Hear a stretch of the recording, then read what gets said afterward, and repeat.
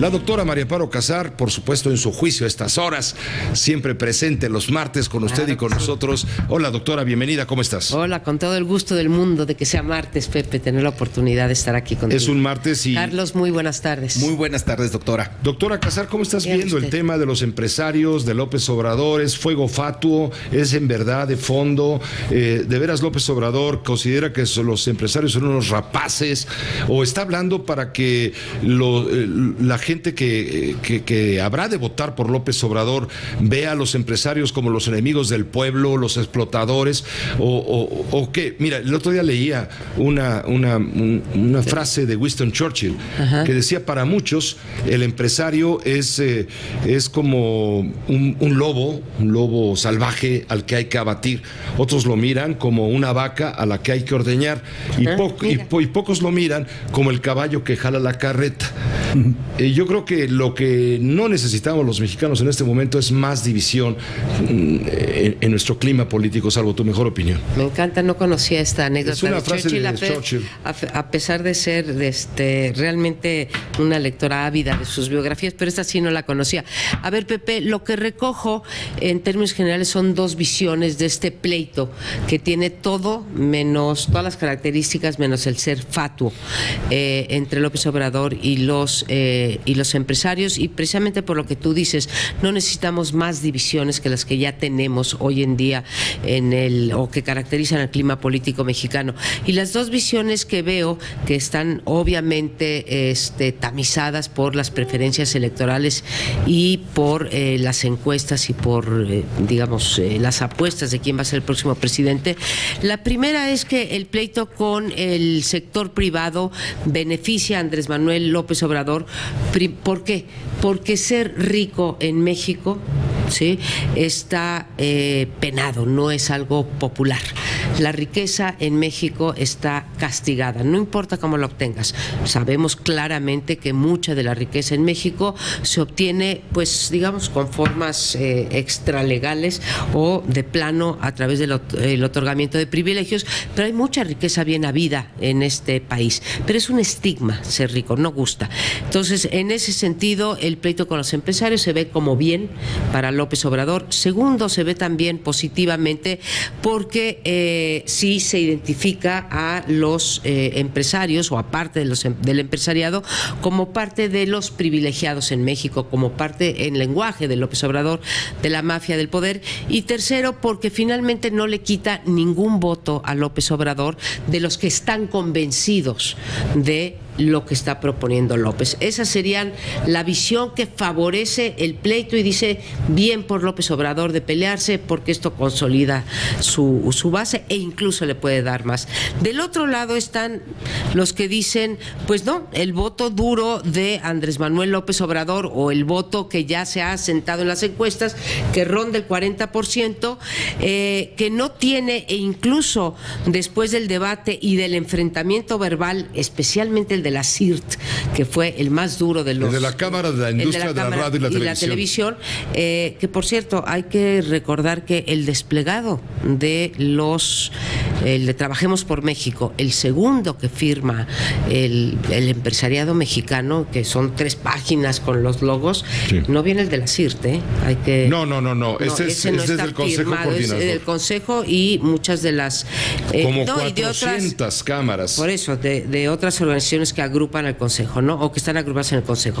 Y que dicen que incluso después del debate y de este enfrentamiento, insisto, el más fuerte o el más agraviante para los empresarios fue el de la Cámara de la Industria de la Transformación, hay un sector que va a abandonar a Andrés Manuel López Obrador, ¿sí?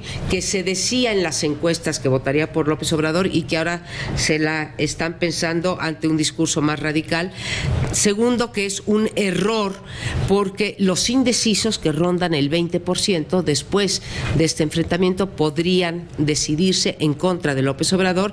Y finalmente, dentro de esta segunda visión que estoy dando, que digamos debilita a López Obrador, es que es un error también o acompañado de esta idea de que es un soberbio y, sabiéndose el ganador, se puede dar el lujo de insultar finalmente a un sector que en México y en cualquier parte importa. Creo que estas dos visiones están enfrentadas sobre lo que es el pleito empresarios Andrés Manuel López Obrador.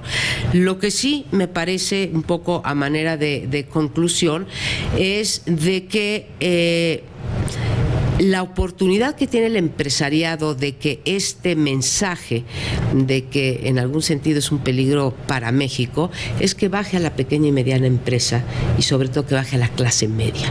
Si no, si Andrés Manuel López Obrador logra personalizarlo como quiso hacerlo en 5 personas, no le va a arañar un voto. Sí, creo que solamente si se transforma, aquellos que no quieren a López Obrador en el poder, si se transforma en un discurso que está atacando, que está poniendo en peligro a las clases medias y a las pequeñas y medianas empresarias, entonces tendrá éxito el mensaje empresarial. Si se queda a nivel de cúpula de 5 que no tienen por qué pagar los platos rotos, porque los ha acusado López Obrador sin tener prueba alguna, los ha señalado nada más, ¿no? Pero ¿a quién le importan en este país los nombres de 5 empresarios? A nadie. Absolutamente por eso a nadie. Digo. Pero a todo mundo le importa sí. que López Obrador diga cuidado, porque estos son unos sátrapas, sí. son chantajistas, traficantes Camajanes. De influencia, barbajanes. ¿Cajamanes o camajanes? ¿Cómo es? Cajamanes.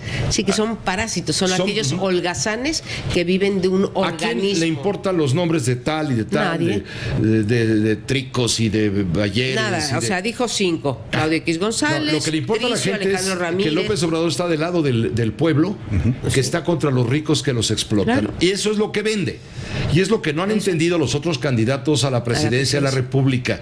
No saben cómo contrarrestar esos embates de López Obrador, que va en caballo de Hacienda seguro al triunfo, según indican las encuestas, hablando ese lenguaje que la gente quiere escuchar. Pues mi punto, el que quisiera hacer para aquellos, entre otros, los empresarios agrupados en el Consejo Coordinador Empresarial, junto con sus 2 manifiestos, que creo que están bien escritos, no extreman posiciones, no confrontan demasiado, incluso yo te diría que fueron tibios, la oportunidad, porque como tú dices, esos 5 nombres no le importan más que a los que, digamos, estamos en el círculo rojo, por decirlo de alguna manera, es que el mensaje amenazante de López Obrador baje a las clases medias y a los pequeños y medianos empresarios, que son los creadores de los empleos en este país y que son la mayoría. Creo que es la única oportunidad de decir, como dices tú, que decía Churchill, se les olvida que ni hay que ordeñarlos ni hay que abatirlos, sino hay que fijarse quién jala la carreta. La inversión en México, o sea, si no tenemos hoy en día los niveles de inversión necesarios para que haya crecimiento y ahuyentaría la inversión, entonces estarían mandando el mensaje correcto. De otra manera, seguirá en caballo, pero no de los de Churchill. Seguirá en caballo de Hacienda, como dices tú, en las encuestas. Gracias, doctora Casar, como siempre. Un apunte diccionario. Camaján. Persona holgazana que se las ingenia para vivir del otro, ¿no? A costa de los demás. Persona holgazana que se las ingenia para vivir a costa del otro. Eso es lo de Camaján. Ese es un parásito. Camajanes. El maestro de la Real Academia, Andrés Manuel López Obrador, es el que utiliza esta. Sí, así es, Camaján les llama. ¿Te parece que los empresarios minoría son rapaz, camajanes? ¿Te parece que son camajanes? No, me parece que ¿No te como parece en el que López Obrador está también exaltando, ¿cómo se dice? Incitando a la violencia? Vaya, cuando menos es guerra sucia de la que él se queja permanentemente, ¿sí?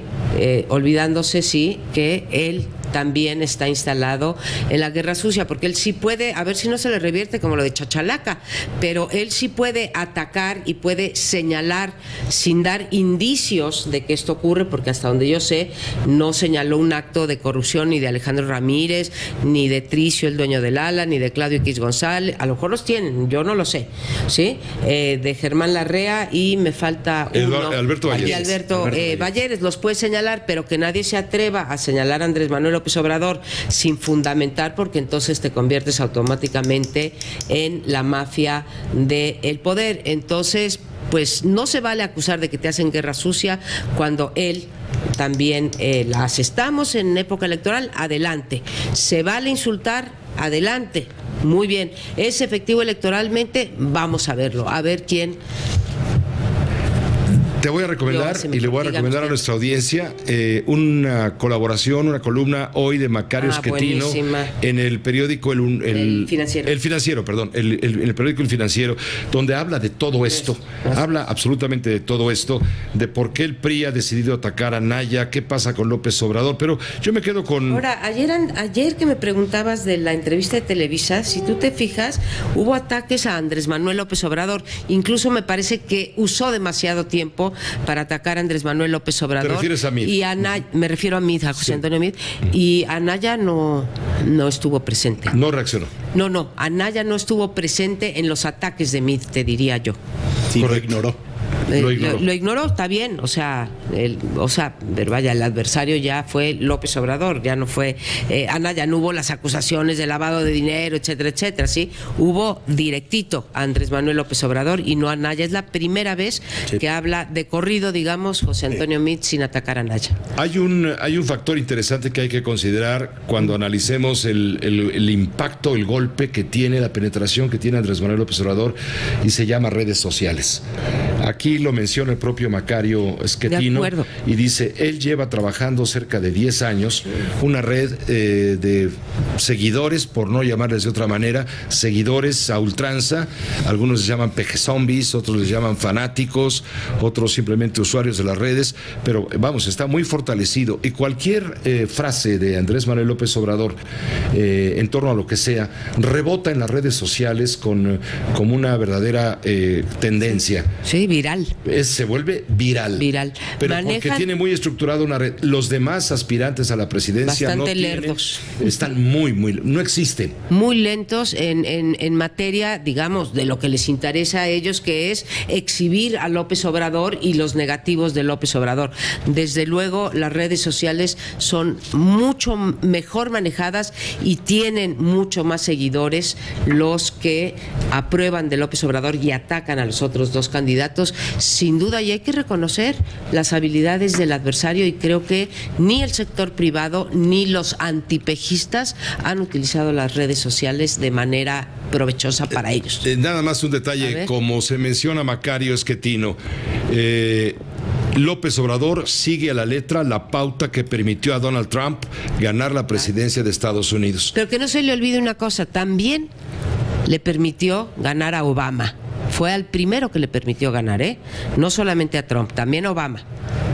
Bueno, estoy citando sí, lo sé. A Macario y es magnífico, yo también recomiendo el artículo. Que está manejando López Obrador una combinación de un público enojado, un líder sin escrúpulos, medios irresponsables y un grupo que entiende de verdad las nuevas tecnologías y manipula las audiencias. En ese sentido, López Obrador sigue los pasos de Donald Trump.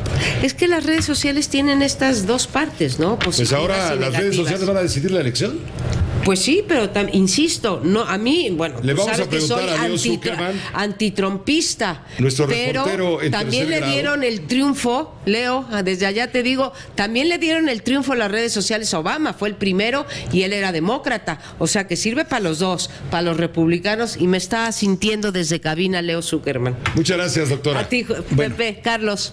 Doctora, igualmente, mucho gusto, como siempre. Nada más, del mismo diario, hoy El Financiero, hay una nota muy interesante que se llama el índice GLAC, o que refieren al índice GLAC, que es la influencia en redes sociales. Entonces dice, AMLO favorecido en redes sociales por conflicto con la iniciativa privada. En un mes fueron más de 350,000 menciones, 66% de ellas positivas para el tabasqueño. El conflicto entre López Obrador e integrantes de la IP generó más de 350,000 menciones en redes sociales, de las cuales 66.5 fueron positivas para el candidato de la coalición Juntos Haremos Historia. Así es que, bueno, ahí está. En abono a lo que dicen, en abono. Pepe, nos vemos el próximo martes. Claro que sí. Carlos, qué gusto estar contigo. Un gusto, igualmente. Gracias, doctora María Amparo Casar, a estas horas todavía en su juicio.